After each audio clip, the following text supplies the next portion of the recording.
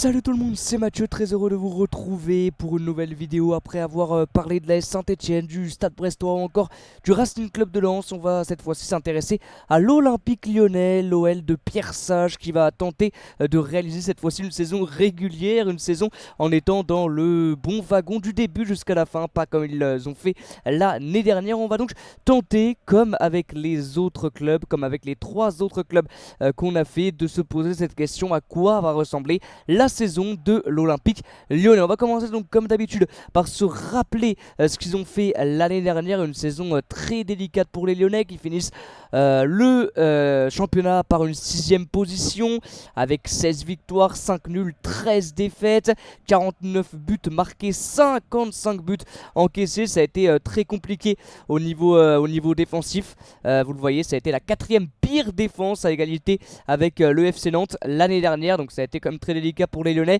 qui finissent quand même à cette 6ème place. C'est un exploit majuscule de la part des Lyonnais de se qualifier tout simplement en Europa League, hein. Vous le voyez, qualification en Ligue Europa direct pour les Lyonnais qui étaient même en finale de la Coupe de France et qui avaient connu auparavant un début de championnat catastrophique où ils étaient 18ème presque à la mi-saison, où on ne voyait pas comment ils pouvaient se maintenir. Ils ont fait un bon mercato hivernal.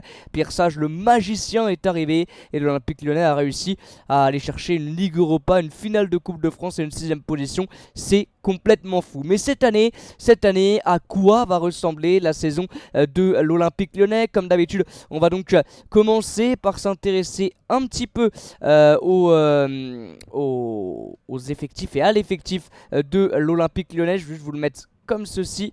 Voilà, juste là, l'effectif donc de l'Olympique Lyonnais avec Luca Perry qui est destiné à être, ça y est, hein, le gardien titulaire de l'Olympique Lyonnais. Anto Lopez est encore là mais il est sur le départ. On parle de lui, je crois, à Strasbourg ou voilà, en tout cas il ne devrait pas rester. Anthony Lopez sera donc Luca Perry qui va garder le but cette année.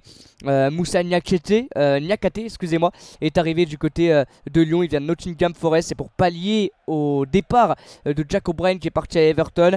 Ils ont acheté officiellement Douye Kaleta-Tchar.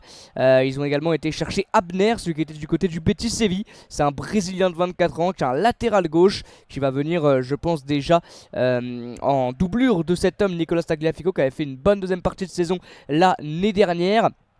Et puis ils ont été chercher officiellement Aurel Mangala, Saïd Benrahma, Ernest Nuama et puis Mama Baldé qui était prêté l'année dernière, qui n'appartenait pas officiellement à l'OL. Et donc les Lyonnais ont été les chercher officiellement. Ils ont également fait le très gros coup de ce mercato estival avec l'arrivée de Georges Mikotadze. Beaucoup de clubs de Ligue 1 étaient sur lui, sur Georges Mikotadze. Et c'est bien l'Olympique Lyonnais qui a réussi à prendre le Géorgien de 23 ans qui a fait un super Euro. Donc au niveau de l'effectif, ils ne perdent pas beaucoup de joueurs parce que ils ont réussi à garder le GOAT Alexandre Lacazette. Alors Ryan Cherki, ouais, il est là mais il devrait partir, hein. Ryan Cherki normalement il devrait partir. Il y a Joan Le Penant qui vient de partir aussi il y a quelques jours de cela du côté de Nantes en prêt. Il devrait également perdre malheureusement Anto Lopez, mais ou sinon l'effectif lyonnais est quand même fort et il a bien été renforcé par toutes ces arrivées au mercato estival qui n'est bien évidemment pas encore terminé parce qu'il y a quelques rumeurs aussi par-ci par-là qui touchent l'OL au niveau des arrivées. Alors comme d'habitude, on va maintenant voir un petit peu l'équipe type de l'Olympique Lyonnais qui est à l'heure actuelle en train de jouer contre Arsenal. Vous le voyez là, ils sont en train de jouer, ils perdent 2-0 contre Arsenal, les Lyonnais. Voilà, c'est la 60e minute de jeu à l'heure où je m'enregistre, on est dimanche. Et donc voilà, 60e minute, ils perdent 2-0. J'ai regardé la première mi-temps, c'est très compliqué, bon enfin c'est très fort. Mais le milieu de terrain, on en parlera dans quelques instants, est très faible en tout cas sur ce match-là. Alors, le 11 type de l'Olympique Lyonnais, en tout cas pour moi, ça devrait ressembler à ça. Maintenant, bien évidemment, ça sera pas exactement ça pour le premier match contre Rennes le dimanche soir à 20h45. Donc comme d'habitude, en bleu pour moi les joueurs qui seront titulaires et en rouge les doublures. Donc déjà au niveau de la formation, est-ce que ça va être un 4-4-2, un 4-3-3? Aujourd'hui à l'heure actuelle contre Arsenal joue en 4-3-3, mais bien évidemment il y aura le retour de Lacazette. Je ne sais pas s'il sera présent contre Rennes parce qu'il revient des Jeux Olympiques, mais bien sûr pour moi tu ne peux pas mettre ni Lacazette ni Mikotadze sur le banc, il faut les faire jouer ensemble. Aucun des deux ne peut jouer sur un côté, Donc pour moi, vraiment l'animation la plus plausible pour l'OL de Pierre Sage, c'est un 4-4-2. Donc c'est pour ça que je les ai mis dedans. Mais peut-être qu'au début, Lacazette sera sur le banc, ce sera un 4-3-3 avec un milieu de terrain en plus. Mais pour moi, comme 11 type, c'est un 4-4-2 parce que tu ne peux pas te passer ni d'un Lacazette ni d'un Mikotadze. Au vu de la fin de saison de Lacazette l'année dernière et au vu de ses JO, pour moi, tu ne peux pas t'en passer. Et Mikotadze, encore pire, hein, vraiment. C'est l'une des plus belles recrues, je pense, et l'un des plus gros coups de ce mercato. Alors Luca Perry donc qui remplace Anto Lopez, qui n'est pas encore parti, mais c'est Perry qui va être titulaire cette année. La défense centrale normalement devrait ressembler à ça, avec Doué et Tachar qui avait été bon l'année dernière aux côtés de Niakate. Ils perdent Jack O'Brien qui avait fait une superbe saison. Ils vont recruter Niakate qui a un petit peu du mal sur ce match là à l'heure actuelle contre Arsenal, mais ses amicaux ils sont peut-être pas encore à 100% les gars. Mais voilà, Niakate c'est quand même pas mal, il connaît les matchs à très haute intensité avec cette pige du côté de Nottingham Forest en première ligue. Après c'est vrai que Jack O'Brien c'était très fort, donc à voir s'il va le faire oublier. Après voilà, t'as Lovren, je sais pas s'il va encore avoir du temps de jeu, Adrielson qu'on n'a pas trop vu l'année dernière et Joe Mandé qui sont là en doublure en défense centrale. Sur les côtés, bon t'es plutôt bien servi avec Tagliafico et Mata qui vont démarrer titulaire. Mata vraiment très costaud. Clinton Mata, Tagliafico aussi a fait une super deuxième partie de saison. Abner en tant que doublure à gauche, Maitland Niles à voir s'il va encore jouer à ce poste de latéral droit. Là contre Arsenal il joue un petit peu plus haut en ailier droit, il va être utilisé je pense en mode un petit peu joker polyvalent, Maitland Niles. Et puis Koumbedi également, Sahel Koumbedi, l'ancien joueur du Havre, qui va être aussi en rôle de doublure de Clinton Mata. Je pense que la défense au début du championnat va ressembler à ça, avec Mata, Niakate, Kaetachar et Tagliafico. Le milieu de terrain, donc à voir, c'est un milieu à 3 ou un milieu à 2. Si c'est un milieu à 3, alors Cacré est beaucoup critiqué par les supporters lyonnais. Mais voilà, Maxence Cacré c'est quand même un joueur important qui fait beaucoup d'efforts sur le terrain dans un match. Mais je pense très sincèrement, au vu du match qu'on voit là contre Arsenal, au vu même de l'année dernière, ça a fonctionné, mais c'était quand même ric-rac, hein. Il faudrait quand même recruter, je pense, un milieu de terrain côté lyonnais, parce qu'il y a des beaux noms, rien à dire. Matic, Tolisso, Cacré. Mais malheureusement, ce trio-là déjà ne fonctionne pas. Tolisso, Cacré, Matic, ça ne fonctionne pas. Aurel Mangala, à voir, mais c'est pas lui qui va réussir à te changer non plus ton milieu de terrain. Donc à voir, c'est assez compliqué pour le moment. C'est peut-être vraiment le point faible de cette équipe lyonnaise, le milieu de terrain. Je sais pas s'il y a des rumeurs au niveau du mercato pour aller chercher un milieu de terrain, mais il faudrait, parce que alors Matic c'est très fort bien évidemment, mais Tolisso malheureusement c'est un petit peu plus faible qu'avant. Mais Cacré c'est très souvent également en dessous de son potentiel, parce qu'il a un très gros potentiel, hein, Maxence Cacré. Donc à voir ce que ça va donner. Il y a El Harouche aussi, qui n'a pas du tout de temps de jeu pour le moment avec l'OL. À voir si cette année il en aura un petit peu plus. J'y crois pas trop. Diawara également. À voir, hein, ça peut être un joueur surprise, hein, qui deviendrait titulaire au milieu de terrain. Mais là, ce qu'on voit par exemple sur ce match, alors ça veut rien dire, bien évidemment, les matchs amicaux, hein, mais on l'avait déjà vu l'année dernière, c'était déjà assez, je vais pas dire faible, mais des fois, ouais, le milieu était quand même vraiment dans le mal.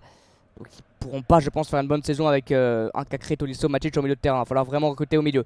Sur les côtés, bon, Cherki sur le départ, je l'ai mis, mais il est vraiment sur le départ. Je pense pas qu'il va rester. Il a une fin de contrat jusqu'en 2025, donc jusqu'à la fin de la saison, mais je pense qu'il va partir. Nuama qui a été acheté officiellement. Nuama, moi j'ai bien aimé. Il était beaucoup critiqué parce que c'est un joueur qui a beaucoup de déchets, mais c'est un joueur qui tente énormément, très rapide, à toute proportion gardée. Il me fait penser un peu à un Jérémy Doku. Bien sûr, Doku est meilleur, mais voilà, c'est un mort de faim sur le terrain, Nuama, et je pense que cette année ça peut être une saison encore meilleure que celle de l'année dernière. Je le souhaite.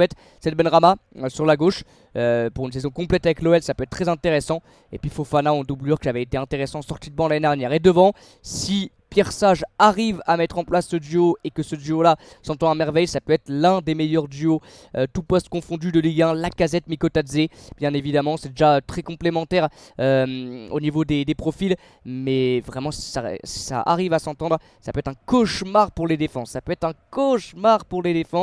Parce que tu as deux renardés de surface qui arrivent à te finir les actions une fois sur deux, ça finit au fond. Un gars qui est très technique, très puissant, Mikotadze. Un Lacazette qui dos au but aussi est très bon. Enfin, ça peut être le duo parfait. Et puis il y a du Gift Orban qu'on annonce aussi un petit peu sur le départ. Je crois que Brest était sur lui, mais à voir s'il va rester. Mama Baldé, qu'on critique, qu'on se moque même parfois, mais qui est un bon joueur, moi je trouve, qui avait fait du bien en sortie de banc l'année dernière. Et Amin Sarr, bon lui, à voir s'il sera dans les plans, hein, il revient de près de Wolfsburg. Et je crois pas trop, mais en tout cas sur le papier, sur Lacazette, Mikotadze, ça fait rêver. Après peut-être que ça sera un milieu de terrain en plus, et puis un trio avec Benrama, Nuama, Mikotadze, et puis Lacazette sur le banc. Mais j'y crois pas trop. Je pense pas que Lacazette sera sur le banc. Peut-être sur les premiers matchs parce qu'il revient de ses Jeux Olympiques, hein. Il aura un petit peu de vacances. Je sais pas s'il sera dans le groupe pour le match contre Rennes lors de la première journée, mais en tout cas, je pense que une fois que les deux seront là à 100%, ça sera un duo Lacazette-Mikotadze. Et sur les côtés, Nuama, je pense qu'il doit être titulaire, et Benrahma à gauche. Voilà. On va parler aussi également, je vais juste voir le score, ouais, toujours 2-0 la 65e minute de jeu. Vous voyez hein, là la compo de l'OL sur ce match amical contre Arsenal. Voilà, c'est un 4-3-3 parce que Lacazette n'est pas là, avec donc Luca Perry dans le but. Cette défense, alors là c'est Abner qui est titulaire, mais je pense que Tagliafico devrait jouer, à voir Abner, Tagliafico. Mata à droite, ça va pas bouger parce qu'il est très costaud. Le milieu de terrain, donc Cacré déjà sorti assez tôt dans le match aux côtés de Matic et Tolisso, et devant Benrahma, Mikotadze, maintenant Niles, qui a été utilisé un petit peu plus haut par Pierre Sage. Alors, la question qu'on se pose bien sûr, à quelle place va terminer l'Olympique Lyonnais? C'est la question qu'on s'était posée avec Brest, avec le Racing Club de Lens. On va se la poser bien sûr avec l'OL aujourd'hui, avec l'OL, oui, c'est ça, aujourd'hui, qui a fini donc 6ème l'année dernière. Il y a beaucoup de concurrence, beaucoup de clubs vraiment intéressants et qui sur le papier font mal, parce que le mercato marseillais, lillois, lensois, monégasque, bah, ça fait mal. C'est déjà un concurrent pour l'OL sur le papier, mais au vu de leur avant-saison, ça peut vraiment faire très mal. Donc à voir, j'ai mis dans mon prono classement l'OL deuxième. Très sincèrement, en remettant les choses à plat, en revoyant quelques défauts, je pense pas qu'ils vont finir deuxième. Maintenant, je pense que ça va être une saison beaucoup plus régulière que l'année dernière, et ça me semble impossible que l'OL connaisse la première partie de saison qu'ils ont connue l'année dernière. Je pense que c'est pas possible. Ils vont être toujours dans le top 10, top 8 sur la totalité de la saison, très sincèrement. Je pense avec Pierre Sage et avec l'effectif qu'ils ont, ils ne peuvent pas être en dessous, là c'est pas possible. L'effectif qu'ils avaient l'année dernière en première partie de saison n'est absolument pas le même de cette année, bien sûr. Là ça serait catastrophique de les voir encore jouer le maintien en première partie de saison. Pour moi c'est inconcevable et impossible. Donc je les vois bien être réguliers autour de la 3ème, 8ème place. Et puis à la fin, allez, une petite... comme l'ancière, hein, je pense qu'ils peuvent aller chercher l'Europa League, Ligue des Champions, ça va être quand même assez compliqué. Ça me contredit du coup par rapport à la vidéo du prono classement, mais je les vois pas non plus... peut-être une 4ème place... 4ème place barragiste, quelque chose comme ça. En vrai, ouais, ils peuvent être européens, hein. Je pense, allez, on va se mouiller. Je vais dire qu'ils sont européens en fin de saison, les Lyonnais, mais il y a beaucoup de concurrence, hein. Il y a 6 places pour le PSG, pour une équipe comme Monaco, Marseille, Lens, l'Olympique Lyonnais, même Nice, Rennes. Alors, ça va être un championnat très intéressant, et Lyon va devoir se battre s'ils veulent chercher une Coupe d'Europe en fin de saison. Voilà, les amis, merci beaucoup d'avoir suivi cette vidéo. On se retrouve très bientôt pour une nouvelle vidéo, à voir si on va parler d'un autre club avant le début du championnat. On fera peut-être un petit prono au niveau de la première journée, à voir. Très heureux en tout cas d'avoir fait cette vidéo avec vous. A très bientôt les amis, et ciao.